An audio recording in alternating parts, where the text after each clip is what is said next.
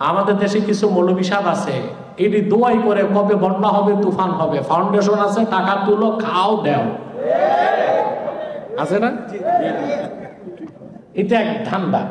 যার আলোচনাটা আপনারা শুনলেন উনি হলেন এনায়েতুল্লাহ আব্বাসী সাহেব। উনি সারা বছরের মধ্যে 2 থেকে 2.5 মাস পাগল থাকে, অর্থাৎ ওনার মাথার একটা তার ছিঁড়া থাকে, যার কারণে উনি অহেতুক বিভিন্ন সময়ে মানুষদেরকে নিয়ে সমালোচনা করে, অহেতুক, যেটার কোনো প্রয়োজন নাই। ইদানিং আপনারা জানেন বিভিন্ন জায়গার মধ্যে বন্যা হওয়ার কারণে, বিশেষ করে চট্টগ্রামে বন্যা হওয়ার কারণে মানুষ অনেক ক্ষতিগ্রস্ত হয়ে গেছে, মানুষের ঘরবাড়ি পানির নিচে চলে গেছে।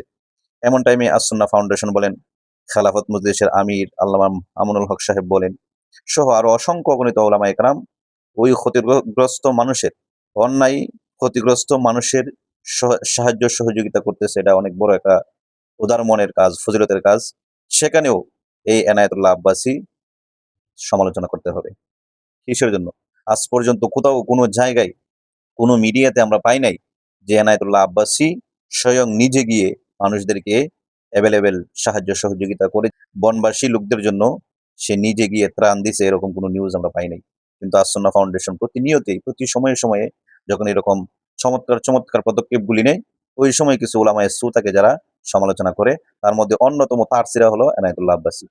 অন্যথায় এই সময়ে এই সমালোচনা করার কোনো প্রয়োজন ছিল না, কোনো অর্থ নাই এই সমালোচনা করার।